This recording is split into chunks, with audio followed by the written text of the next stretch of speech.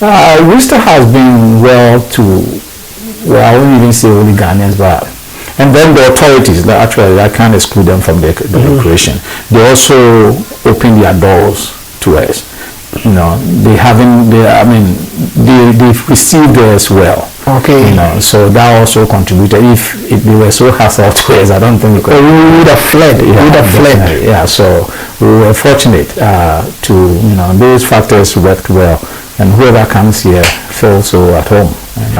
They should if next, when is it, next week? No. Next 2 weeks. In 10 days. In 10 days. Mm-hmm. In 10 days. Mm-hmm.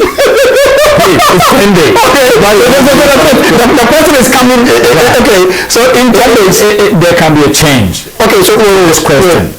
Why do you think we have to vote as Africans?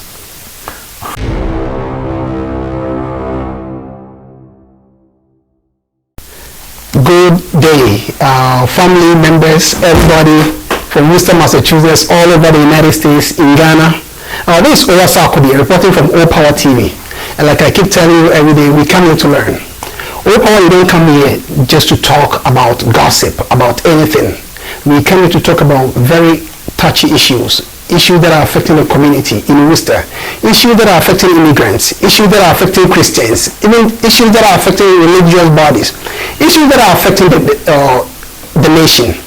So I have my guest here. He's not new to the cameras. He's been in this business for the longest time that I can ever know. The BCCA TV, right?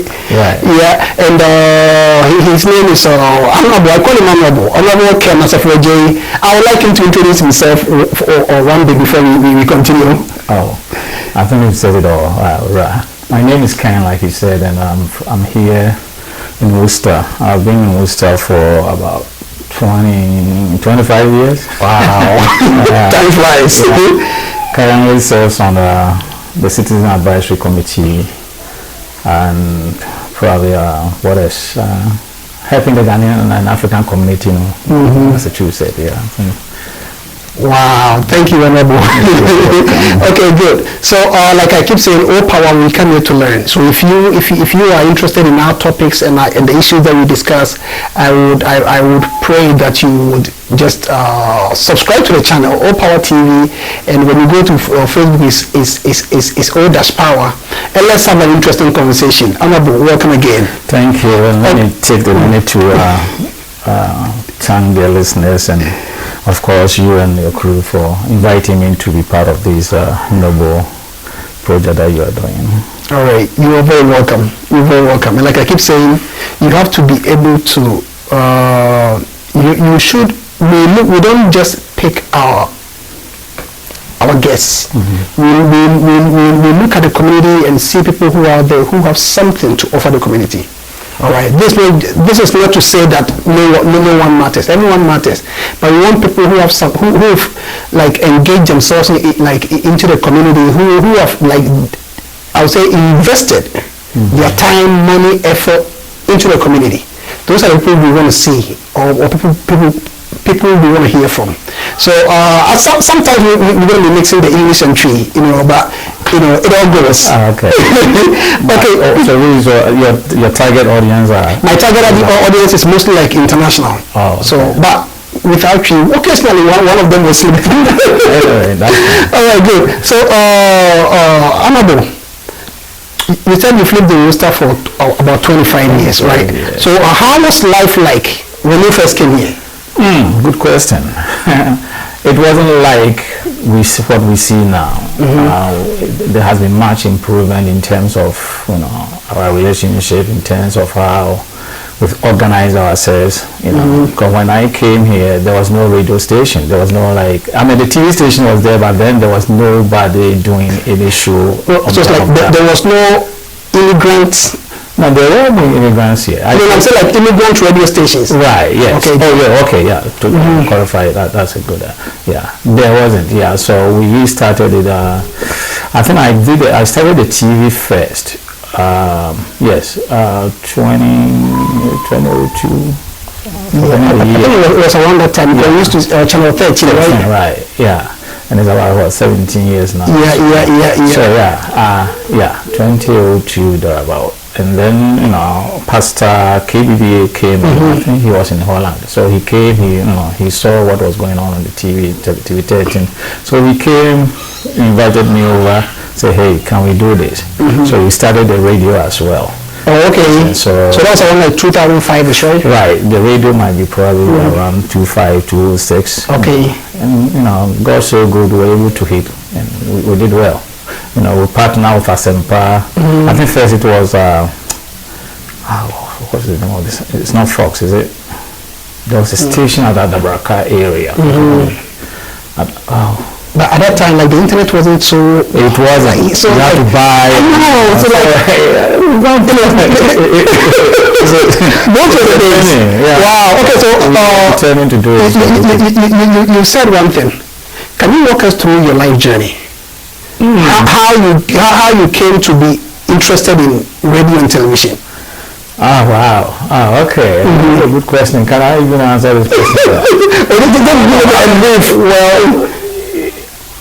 Well, so what made you feel like I want to do radio and TV? Right. Okay. When I came to Worcester, I love participating in events. And I'm very good. One of my talent is organization. Putting things together, making sure.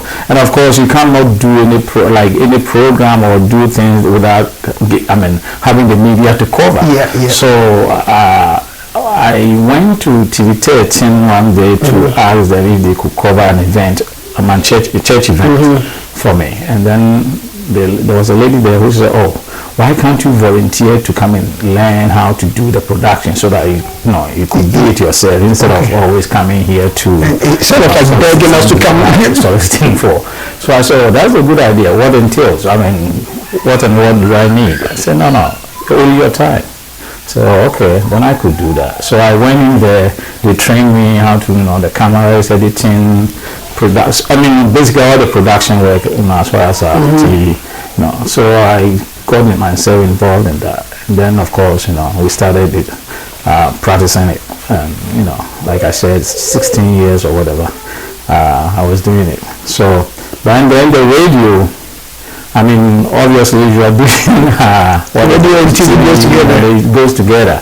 So when Pastor also came and said, "Okay, we want to, take it to this level. Can you help?" I said, "Why not? It's a community thing, and I always think about my community. I always want to, put myself at the disposal of the community, do things that could, at least put us together, do things together, and elevate the community, especially the Ghanaian and the African community here." We weren't as that close, and we weren't as that, front where we could say, hey, we have this group. So like if, let's say somebody wants to talk to us or somebody wants to do something, he could just say, okay, we have this African community. Let's go to so and so person, or let's contact them to, do A, B, and C. That wasn't there. So we needed to start from scratch and, putting the team together and see how best we could do it. And fortunately, it's not the best because still we don't have like a good association either for the Ghanaian community or even the African community. We formed the African Massachusetts African African as a committee. What name did we use? There was two separate committees that we formed for the Africans, and then of course the Ghanaian Association. Any attempt that we made to establish that we will travel to the middle, and then boom, something happens and reverses. So it's really progression. Wow. So that's where the whole thing. But the interest was there, the passion was there. So getting the chance to go and interview. We had the ambassadors, the presidents, and all that. With all the four Republican, presidents. I'm referring to Ghana. I think we've had in contact with all of them. Wow, even Wallace. Oh yeah, Wallace was here. I have some pictures. Wow, that's good. All of them. Not twice. All of them. Wow, that's good. Mama and all. So, Honorable, so what do you see, like you touched on something that you are part of the citizen advisory committee for the city of Worcester. So what do you think are the efforts that the city is making in order to help Africans or immigrants, if I could say? Well, the issue is, I don't know what exactly you mean by help. You know, help in general for all immigrants, yes, like getting to get food stamps, maybe going to the hospital to be taken care of, and immigration and all those things. That is established, you know. Okay, so you do have a point person or a point officer over there to help people like file for like immigration paperwork or anything else like. Okay, we see. I mean, Worcester is like, you know, the council manager kind of form of government for here. Okay, so we have reps that we go to the poll to elect them, the councillors, and then we have state reps, and then we have the congressmen as well. So each of these offices or positions have its role. Okay. So assuming you want something pertaining to immigration, or you have a question or issue about immigration, then you have to go to the right source, which will be the congressman. The situation. But something relating to the city can go to either your the city at large or the councillor responsible for that district. Or again, you can come to the city hall and talk to the mayor and his lieutenants and say, okay, this is going on. Where can we get the A, B, and C? But basically, so the offices are there. It's established, but you have to know where you have to go. Yeah. Okay, but let's say I'm an immigrant from, let's say, Nigeria. Okay. Okay, I've come here. I don't like, my papers are not straightened up. Where do I start? It's still going to be the office of. You have to go to the office of your, let's say, your state rep. The state rep. I mean, you can contact the district councillor or maybe the at large for that area, or the state rep for that area, but it will end up at Jim McGovern's office. Okay. That's the federal. He supersedes those things. His office will deal with that. Because there are, countless of people that personally I have gone to them to get, those who needed kind of documentation to get their relatives here. They help, but the mayor cannot do that. A lot of people think the mayor is like the Superman. You have to be mayor's letter to the consul general in Ghana or even be trashing there in a second. So you have to go to the right source. Jim McGovern, Senator Warren, Eddie, those kind of people, they handle those kind of issues, but not like your trash or maybe your road or your child school issues. Then the local councillors and the mayor can do that, or the city manager can come. Okay, wow, thank you, Honorable. So you said something. I just want some. I would wish we can have some clarification here. Worcester, the Ghanaian population here is enormous. Nigeria is, other African countries. Do you think we've made some headway looking at when you first came? You're talking about around 95 or so, right? When you came here, 93. So it's like, how do you think that, okay, we've increased the numbers, but do you see the increase affecting us economically? Well, the answer is yes and no. Yes, in the extent, to some extent. See how many Africans have established businesses here. Go to the main street. You have Peace Market, we have the Glory Land, we have African Bar, we have a lot of them. So at least they are progressing, And then, actually, I shouldn't even limit myself to only the Ghanaians, but there are Nigerians, Liberians, they are all doing businesses. When I came, it wasn't. I think the only store, Joyce, I've forgotten the name of the name. She was on Main Street, where Kamara is now. Oh, okay. She was the first person. I think she moved out. 93, 94. Wow, that's a long time. So but we could do more. Okay, if we can come together, we tried forming African business association where they could sit down, map out strategies to help each other, and then get the necessary support, financial support. I went even to the extent of I went to Boston, Small Business Association, right? Is that the name? U.S. Small Business something, yeah. So, some Nelson, that was the director. We even had a town hall meeting with him in Worcester, just for the businesses, so that he could help them, you know, because at times they need somebody to lead them, to show them how, you know, the opportunities around. Yeah. So we did all that.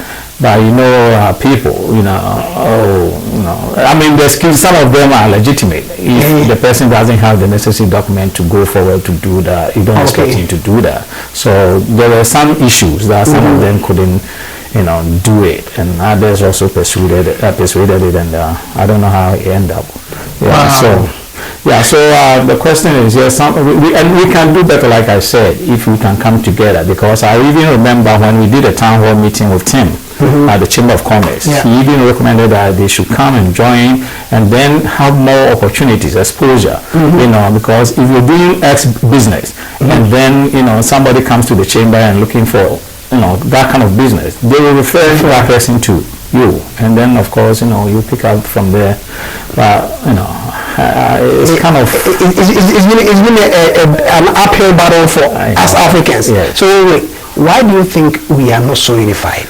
Because the thing is, I was talking to this pastor friend of mine, and he said they even tried, like, you know, the Worcester, like, religious leaders. And before we know, it's like someone said, you didn't call me bishop. So it's like, you didn't give me the right title. Well, I mean, unification. Why? Why is it so difficult? We are not that many. Even the AU, or it used to be Kwame Nkrumah. I don't think if it was easy, we should have had United States of Africa by now. Unification among Africans. The language barrier.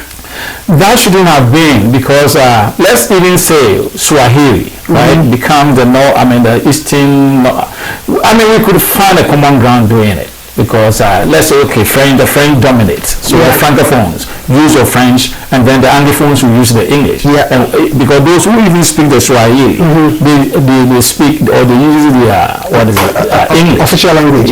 So we can merge. Okay. Those from West who speaks English try to learn the Swahili or French. Right. English and French. Right. So French also learn Swahili or something. But now, you know, because we started how many years ago, they could have if they introduced this in schools, we should have been, you know, there now. Languages should have been. You think the problem is not from here, but it's from back home? Oh, it's from back home. We got it here. Wow. We got it here. You know, look at the history of this country in the 60s, you know, when they started this, after the Civil War, civilization, all those who came here, the Irish, you know, we have to learn the English language in order to assimilate to their system here. By knowing how to speak the English language, you can do whatever here.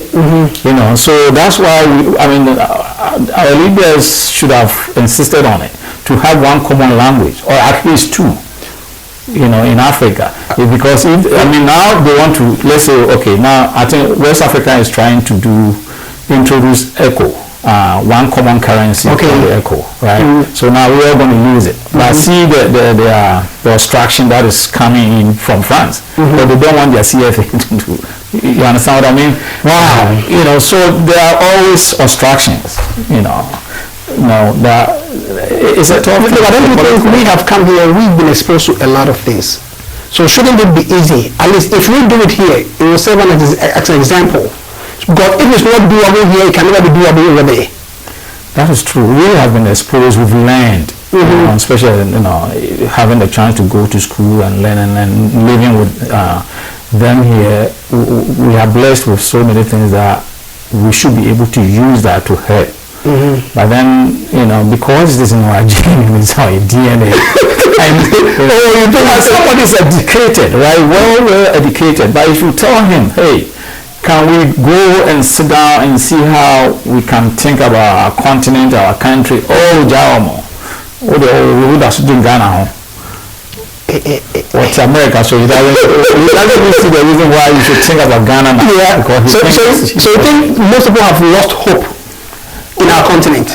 Not necessarily losing hope, but it's their selfish or perceptions. They have negative perceptions about their own country. Why should we lose hope? That's where you are from. Because now, I mean, assuming you were born in a small town, town 4, and then you have the privilege to come here, right? And now somehow you are somebody now, and you say, oh, so why should I even bother to think about you guys? So now those kind of things, we should always be positive and be proud of where we came from. You know, the moment we have that, and we know and we want to help, we can do whatever we want to do. Wow. It's our perception. So a friend of mine suggested something that maybe we can have, like, let's say 100 or 200 Africans. Let's say Ghanaians, start with Ghana. We can adopt a village and make it first class like we have it here. Every person is going to own a land, a piece of land. Every person is going to pay real estate taxes, because we find out that is what finances the city. If we can do a prototype, something like that, let's say we get, like, let's say Ahima Kokobe, or let's say Santasi, that's some small area, 100 people, like, you know, let's say 200-acre plots. This is only for Americans. This is what we do. If you buy a piece of land, you have to pay real estate taxes, and that is what we're going to use to finance the roads and everything. Because I think, like, most people come here, like, we come here because there are rules and regulations here. But when we try to adopt the same rules and regulations back home, they don't want to take it. See, over there, yes, there are rules, regulations, laws are there as well. But then, because of the system that we have there, who enforces that law? Is that person as decent as those who are here, who are enforcing them? See, the enforcement. And that's where the problem is. Where the problem is, you see, because even if you should bring a policeman from here and send him to Ghana, they're going to corrupt him. The system will corrupt him. So that's the issue.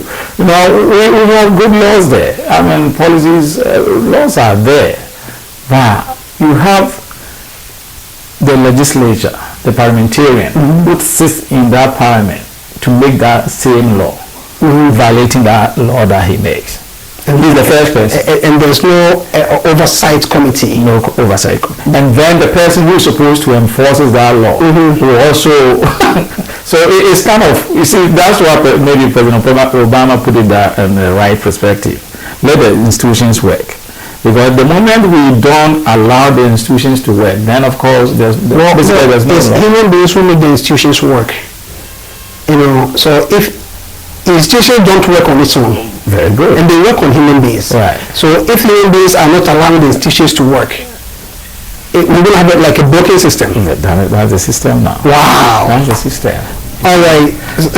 We are practicing the rule of law, and you know, any political science or any person who follows government will know that it's the pillar of democracy. You know, you are allowed supremacy of the law, equality of, you know, before the law and all that. You are allowed that to operate. But that goes on in Ghana.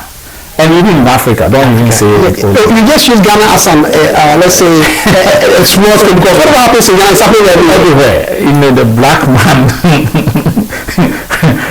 So the question becomes, what is going on? Well, policy. Do you think what is happening with Africans, do you think it's genetic, is something? Have you ever had the courage to say that? Have you ever thought that maybe it could be like something spiritual? Some people say that. I have people who are telling me, you know what, this is a condemned place, it will never work. Well, no, I would disagree with that. I would disagree with that. But things are improving. Because look at those days when President Nkrumah was trying to form the unification of the African unity. The stress that he went through. Some of the leaders weren't educated, so he was having difficult to convince them. For them to even to have that comprehension, so okay, hey, what the guy is doing is going to benefit not necessarily me, but my children or the next generation. They didn't have that thought. Some of them, well, president where he so that's it. So I mean, even the political opponents, they always accusing him that Rashid used the Ghana money to do things that he wasn't supposed to. You know, because I personally have been to Mali, Senegal, and those things, and I saw the bridge and everything there, right? Oh, the guy that I was working with, so he wasted all our money for this before. Wow! You know, still people don't understand him. But so if he was able to do it like we have here now, America is strong because we are united. So the moment you are able to put yourself together and say, okay, now with what we are doing, we have in continental trade Ghana now, right? Now that is going to merge. Everybody can go to the next country to do business and that kind of thing. We bringing ourselves together. So then, if you have a product here, you can sell it in Burkina Faso, you can sell it in Senegal, wherever. Marketing. So you don't even have to bring your goods outside the African continent because the population there can absorb it. You can make much money in there. Someone brought an interesting topic like I did. During the corona, all the nations were locked, but we could still take care of ourselves. Yes. So what makes us feel that we are dependent on the whites? We're dependent on on Europe or America. We were landlocked, we were sea locked, we were everywhere, but we still took care of ourselves. We never died. I think Ghana is even on third. Yeah, so don't you think if we can decide that for a year or two or for the next 10 years, no foreign loans are coming in, we're going to take care of ourselves. Whatever we have. I mean, because I think if we could do this for 3, 4, 5 months, we probably could be able to do it. It's not beyond. I mean, we have the knowledge, we have the ability, and then of course, we have all that it takes to do this. The willingness and the cooperation of other bodies. While, let's say in Ghana, for instance, if the present president and his team is doing A, the opposition wants to do B, even if they know that this is a good thing. I remember they continue. It's going to feel like there was this MP, right? And I actually even say this. He was being interviewed and said, the planting for food is working. So no, it's soon at all. They don't want to give you credit. I mean, even if you are against the government, come on, think it up. It's so quite if they give you credit, it's going to mean that you are okay. So but again, you don't want to portray yourself or maybe expose yourself too because you are MP and you're telling me it's so important anybody, and then there shouldn't be nobody. We pass a farmer crowd. We just have we sit down and then rain and then the food will come. Okay, I'm talking to Honorable Asafo-Agyei. So wait, I heard something about Europa. That they're hoping that Ghanaians can, let's say Ghanaians in the diaspora can vote. How far has that got into? Oh, you should have given me a hint. I could have called Dr. Bossman for him. Well, I mean, they keep giving us hope. Dr. Kofi Boateng and his crew took them to court, to Ghana to court, or the Electoral Commission, to be more precise, to court, and the court decided to give them time to implement it. And then, of course, unfortunately, this virus came. So that's where it has dragged. But I don't foresee, unless otherwise, but I don't think we might be able to vote. Given not this current. But at least we've made progress in terms of implementing that law that was passed in 2006 and 2006. 2006. 14 years ago. It was during President Kufuor's time. Wow. And it's clear cut. I mean, it says Ghanaian, a Ghanaian. It does not have any demarcation where you have to be in Nigeria, Ghana, Togo. It's a Ghanaian. Because over here, come and say Ghanaian. My people vote even from Ghana. They are U.S. citizens. Yeah. So if we can start that, I think that we should be able to do that. Well, there are so many factors that probably needs to be put in place as well.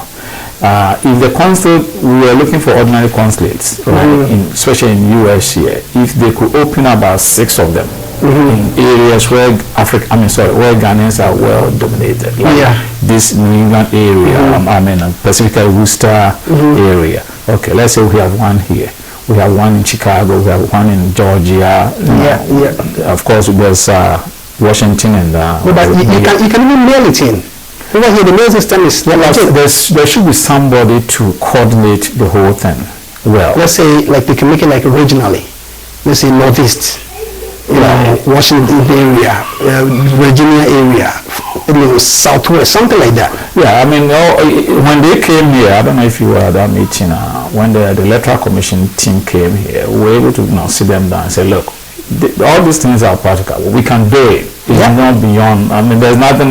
Personally, that's my belief. I'm always positive about things. We can get it done. As long as I have the determination, perseverance that I want to do it, I will do it. Okay, you said something. Do you think it's time that we have a consulate, a Ghanaian consulate in Worcester? Worcester, Massachusetts? Yes. We did apply for it during President Mane's Uncle Ato. He went for the interview and all that. But unfortunately, the change of government swept the whole thing under the carpet. And so when President Nonado came, we started the whole thing, and again we've been for the interview, and it's over 2 years now. We haven't had anything. So let's see how this election shapes up in Ghana. But we will still pursue it. We should be able to have that. Because decentralization programs and all that, we need to have some. I mean, look at this. Let's say even conservatively we have about 30,000 plus, right? And let's say 20,000 of us are American citizens. Yeah. So we have to get visas before we could go home. Yeah. Now we have to travel from here to New York to. I have to go to Virginia to get my visa. Yeah. That was something. Something that we could just do. Here is just a post office. You go to the post office and you get a passport form and boom, you get your passport. So why would we have to get time from our work, buy gas or rent a car and all that? Go to New York, get a parking ticket, and you pay for tolls and everything. All that. Otherwise, it could have taken you just that. Those money could even, if you want to add that money to even the fee, it could have even helped Ghana. Yeah. So we shall made our case, but I don't know. When the president came, I had the opportunity to tell him and to plead with him, and he referred the case to the foreign minister and the ambassador. But we still haven't heard anything, so we will continue to open the door and see when it will be open. So thank you, Honorable. This All Power TV. Back to Worcester before we leave. Okay. Do you have any hopes for a unified African coalition in Worcester? Yes. Because right now you have Nigerians, like people are unified. Yes. When this COVID thing started, you see how we were able to put ourselves together to help our community. So the same token, and I think we've maintained that growth. Okay. So now we have to be meeting regularly and then design a strategy how to reach our fellow Africans in the community. Let them know we are there, we are working for them, we are willing to assist them. It's one thing doing in your room and the other going on the field. Yeah. Letting people know that hey, you are there for them. Especially like the way we are distributing the food, there are PPEs, even our own money. Money from our own pocket, because at that point you have to help. Yeah. So you have to show leadership. You have to let them know that yes, you are there for them. Those kind of things. If we do that, and then they are also human beings. They will know that okay, these people are really serious. They want to help us. So we also do our best. Like I keep saying, when we're doing these town hall meetings, we're just doing that to educate our people, to let them know, at least if you have a problem with the school superintendent, or you have a problem with your school, your child's school teacher or whatever, you know where to address. Go to get a redress. If you have issues about police, you know where to go. There are things that you're supposed to know, your rights and all that. We're doing all that to help, so that we will have a strong community. Because at the end of the day, if you don't know your rights in this country, it's a nation of rights. Yeah, it's a nation of rights. You always have to know that this is my right and I'm enforcing it. Either than that, you'll be paid every day. Wow. So there are a lot of things that I personally think we can do to bring the whole African, or form the African Confederation here. Under one umbrella. Yeah, we can do that. And it doesn't have to take the whole, say, 30,000 or 40,000 people or Africans here. Because Governor Patrick once said, the way we are, we should try as much as possible to come together. If we are able to come together to form one body, to be a strong coalition that any politician who need power in this area, England, has to come through to the... and that is our bargaining power. Yeah. If only we can be united, they have to come to you like for the forums and everything. Right. And then we can tell them what we want in exchange. In exchange for this. You do this for us and then we also do that. And of course, you see, politicians, we are very crafty, people. Because personally, like, somebody will call you, or can we go for breakfast, lunch, dinner, not that he's trying to tell you that you don't go out, but she just wanted to take you out to say, hey, I appreciate what you are doing for me. And then once you're at the table eating, definitely you guys are going to talk. So issues, what do you think, let's say the African community needs? What are the areas that you think I should, try to do to help them to get their votes? So they also know those who have been winning elections. They are the people who are more attached to the Africans. If you are not somebody who comes to what is it? Joe knows how to prepare Rache now. Yes, I will say that now. If you invite Joe anywhere, there are some of them who are following the steps. So now they are attached to us. So that, when it comes to election, you don't mention somebody's, David, whatever. Who is he? But if you mention that common name that has been coming to our programs, you invite him, churches, anywhere you invite him, he comes. It makes it easier. Yeah. Like we did for Joe. When Joe came and we were taking, I know, I was having a problem with these people, but I didn't, not that I was supporting Joe because I was a little bit afraid of the Republican candidate because what this guy Scott Brown did to us. So that's why I was thinking that that guy can never beat Joe.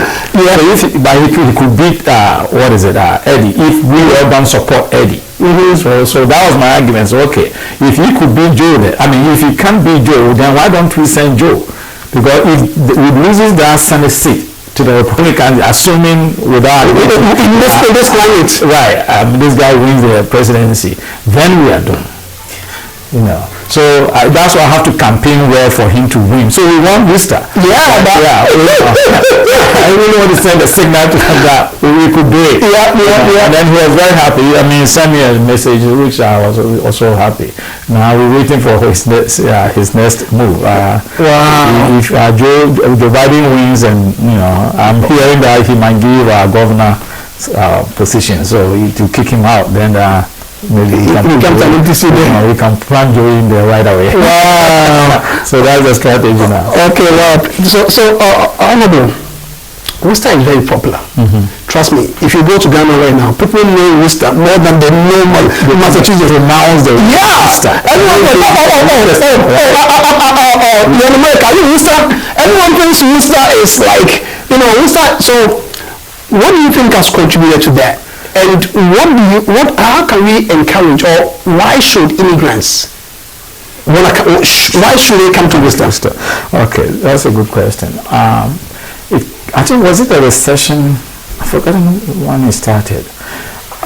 Probably when Bill Clinton came, he was creating a lot of jobs, and to a point that, even if you introduce somebody, they give you $100 or $200, so there were those who were in New York, Ohio, and some in Chicago, and they were in doing getting jobs, and like, hey, come to Worcester. So hey, come here. We are doing doubles and triples and quadruples, and so they started migrating to Worcester. And then again, there was this woman who called me when I was doing the radio program. Right, one day she called and said, "Oh, bro, I'm in Nyaji." And then the radio told her, "Me Tigan and Semuna, wow, TV, I'm in Ghana and you Worcester the Mayade, I mean, Kobe. Such a woman is going to bring more people." So those things now motivated people to, hey, if you come here, one, they are very, hospitality Ghanaians, that is our home. Wherever we go, we show it. So people were, inviting people, come here, we'll help you get jobs. And those days, there were a lot of jobs here. Like I said, assembly jobs were so many. And I have it down, so help you get to quantum. Digital and quantum. Just see him today, the next day you are in there. Wow. How hurtful he was, So in those, the other areas, those the nursing homes, the group homes and whatever.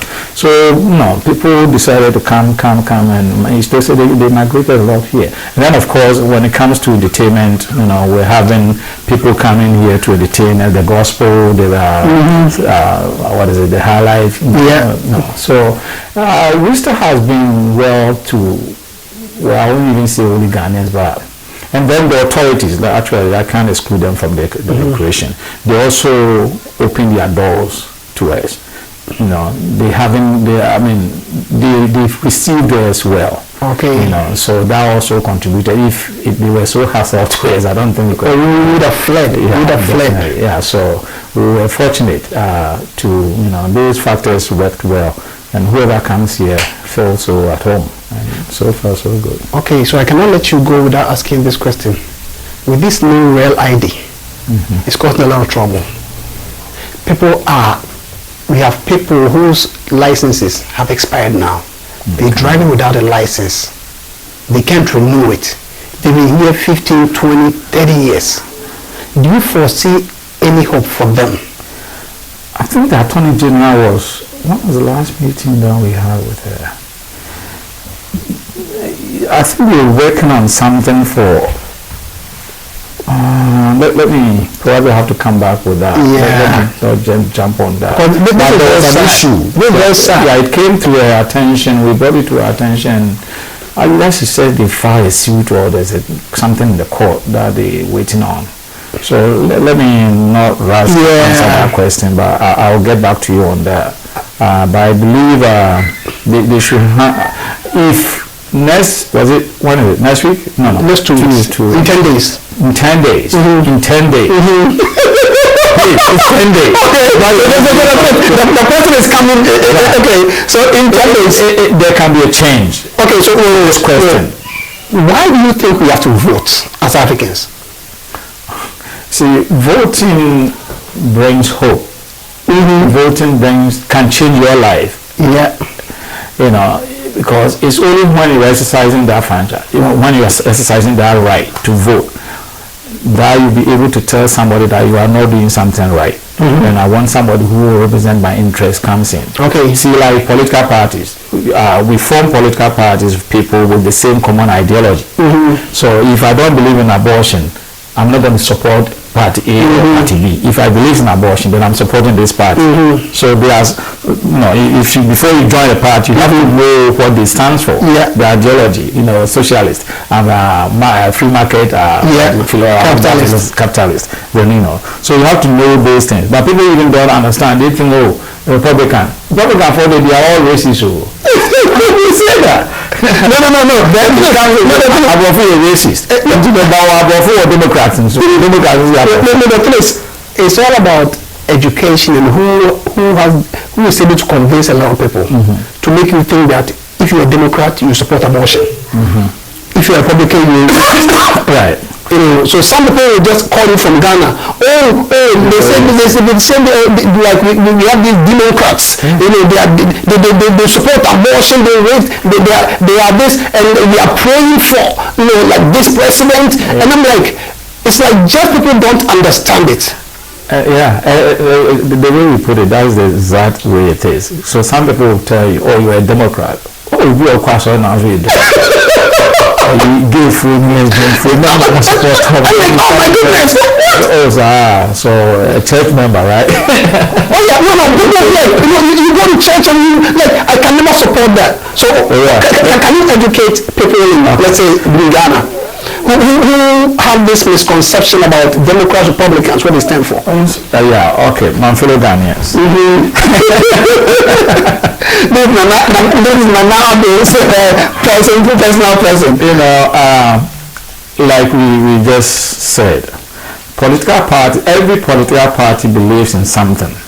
So they have their own ideologies and their own philosophies that they operate on.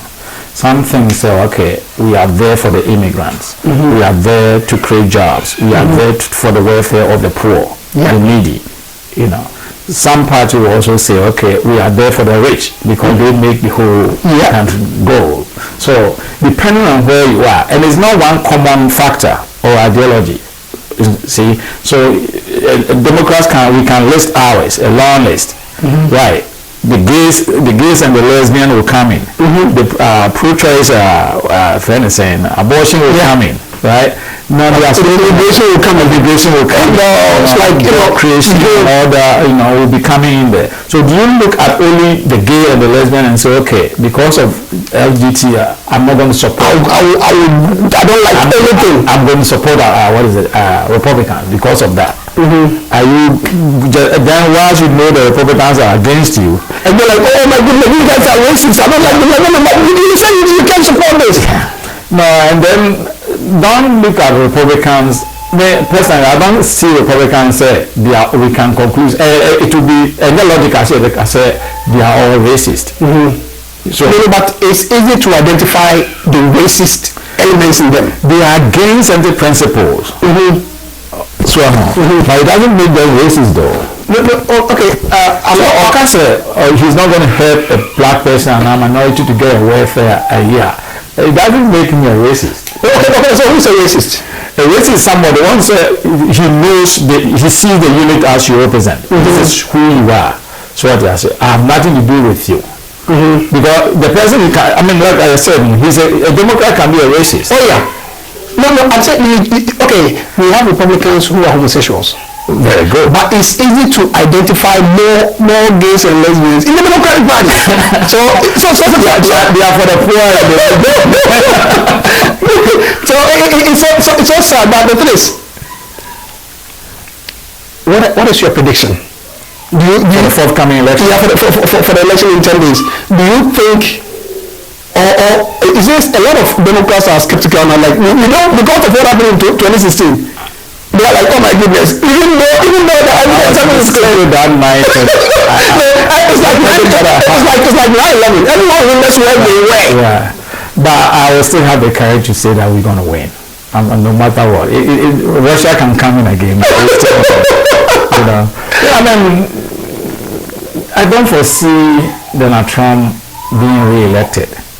See, Americans, they might have, let's say, without even the Russian connection, right? Let's say they voted for him. They might have voted for him for a certain reason. They didn't know the guy. And if you haven't tried me, why can't you crucify me? Give me the chance to show what I have. Now they're giving him the chance. He has exhibited what he has. So it's tough now to convince me that, I will do better. I could do better. Even just the debate, you can see still his characteristics. That this guy that is him. Nothing's going to change him. We didn't know what he has. Now he has exposed himself to us that this is all that I have for you guys. So it has convinced even those who voted for him for the first time that this is not a guy for the job. He has been in Congress for 47 years. So when you talk about politics, there's nothing that this guy can't do. Okay, but so the place, a lot of the things, you being Christian, a lot of the things we hear from our pastors and in most congregations that the pastors are for Republicans and the congregations are all Democrats. The pastors are preaching that Trump is God's chosen person, and how dare you challenge God's anointed? That's unfortunate. How do you see that? It's like, because the moment they say he's God's anointed, it means you can't challenge anything he says. It means anything he says, you have to accept it. Right. It's unfortunate because, you see, Africans believe, and I don't know if I can generalize it, but let's say Ghanaians, we believe that whoever becomes a leader is anointed or appointed by God. So on that premises, or that, if they are coming from that angle, to some extent, then I will agree with them that yes, whoever becomes, either you like it or not. No, but don't you think that it's even selective? Because it's more selective than they think Trump is appointed by God, but Obama wasn't appointed by God. Oh, is that what they're saying? No, most of them, they say Trump was, or the leader is anointed by God. I'm like, okay, so was Obama anointed by God? No. Obama is... If they should go to that extent, then they say, no, Tim. But like I was saying, yeah, they have the right to support what party they want. They're entitled to whatever they are. But they cannot use, then it becomes... it's the going where they shouldn't, because no, but they can't encourage people to vote for, let's say, Donald Trump. We hear a lot of them. They cannot pursue or persuade their congregation to say, hey, you have to vote for so and so person because this one is supporting the gay, it's tough for a Christian to say, I'm supporting, but then, hey, the judgment, so we shouldn't judge, right? Yeah. We leave it to God to, wow. So if the pastors are doing that, maybe I'll plead with them that they should be careful how to, approach the whole thing, because... no, but personally, do you think Trump is God, like, ordained?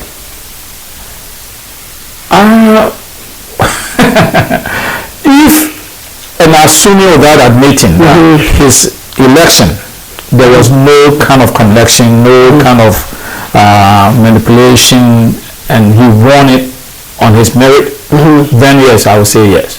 But then if something has not been proven yet, because we still think Russia interfered in it. Right, and they did. So, but don't you think it is God's plan? God will push the Russians to do it so that a good theologian will say God at times uses the back doors to open doors. What's his name? We saw Jacob, right? So either way, if we are blessed, if you really he's anointed person from God, all things that we see, I don't think you see President Obama and you see President Akufo-Addo. When somebody is really, if God's hand is on somebody and he's doing things, you and I, we don't have to put on this to even to see it. It's simple, and you see it really that this is really a person. Look at President Obama. I think he's the only president who wasn't subjected to any kind of court and all this. Today, woman will come out, like the next day, so person will come out. Even Joe Biden, he's not even a president yet. Oh yes, he was fortunate. See how many ladies were started coming out. And the guy who just passed away, the black guy, Herman yeah. See, the pizza man. How many ladies came out? Probably all the pizza business that he was doing. So you could see, I personally see that if somebody is really, really anointed and appointed by God, there's a sign. We know our God. We know what our God does. So you could feel it. You could see it.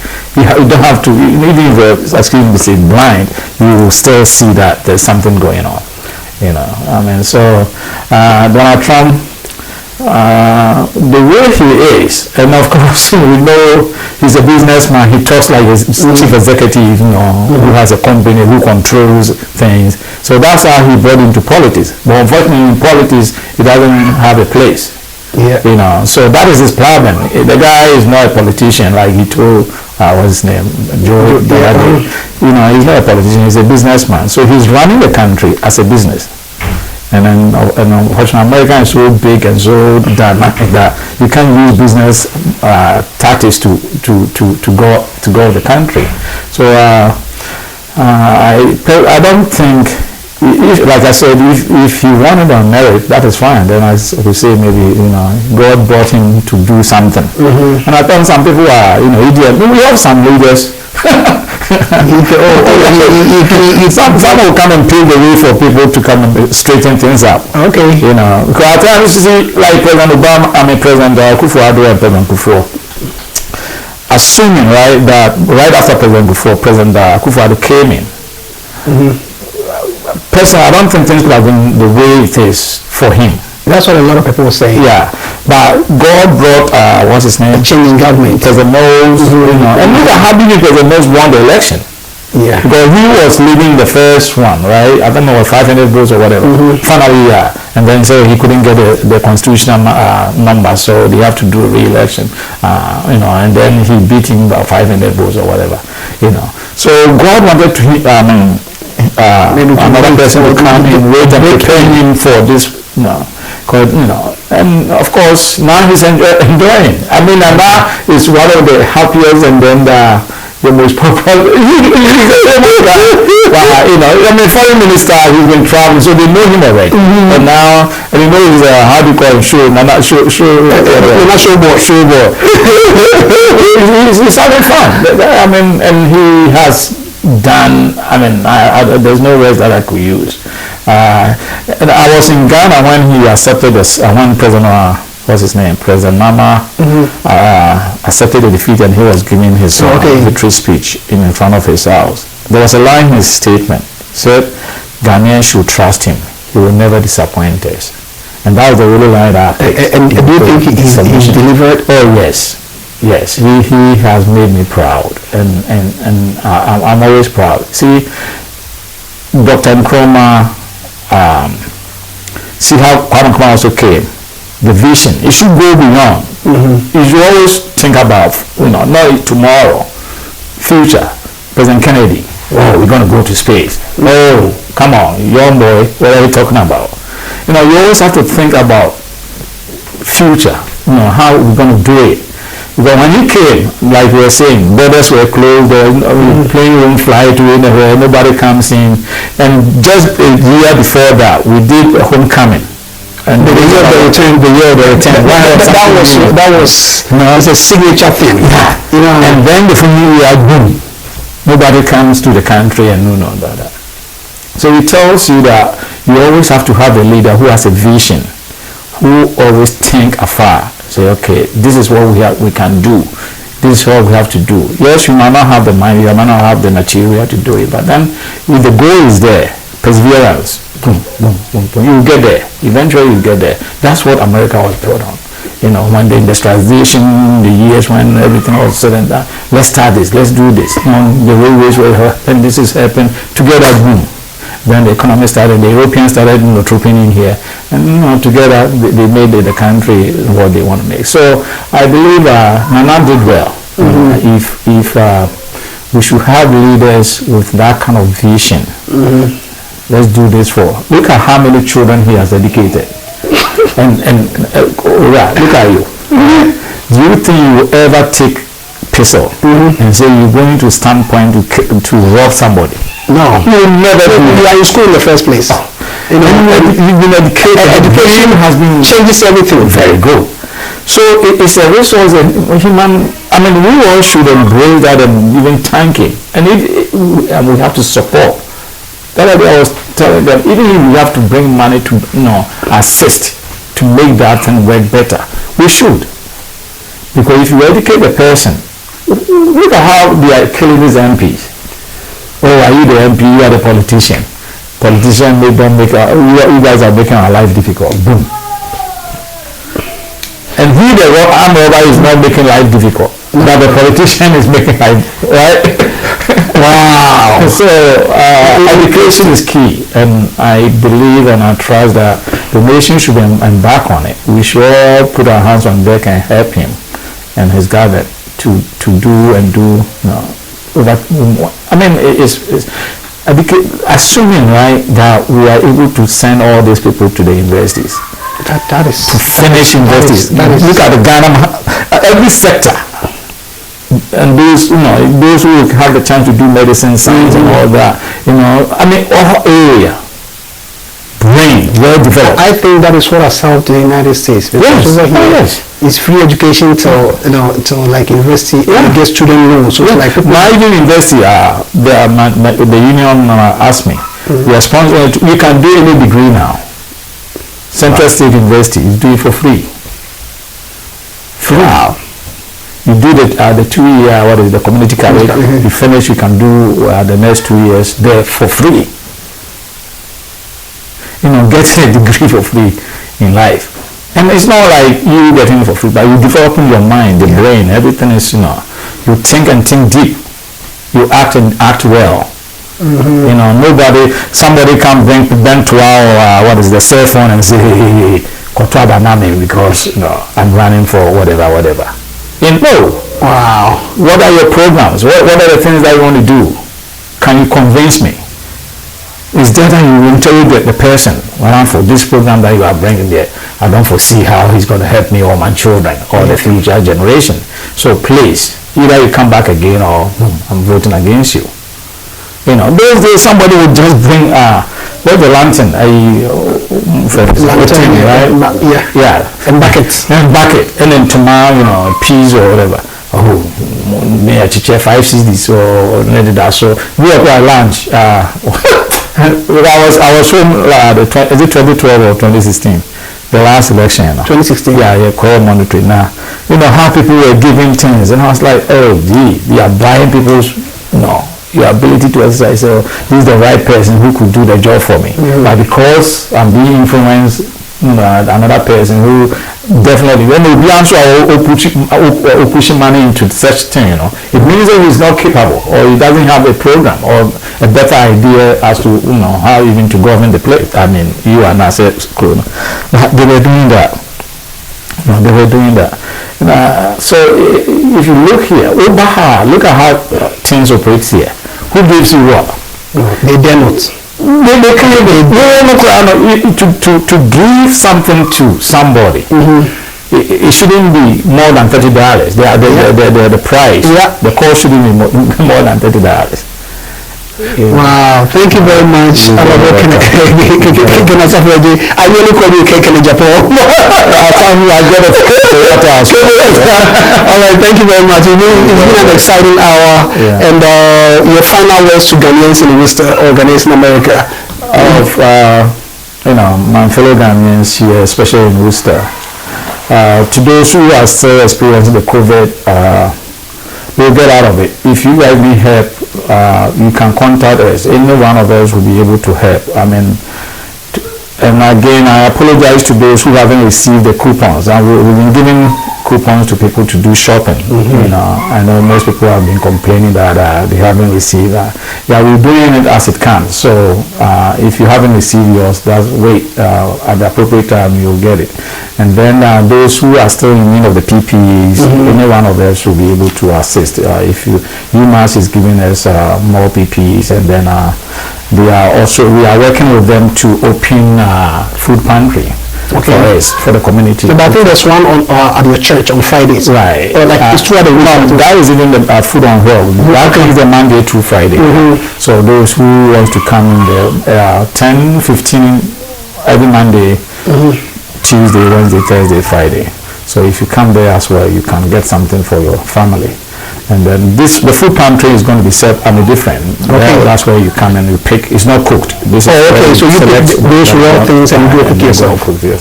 So we're working on that.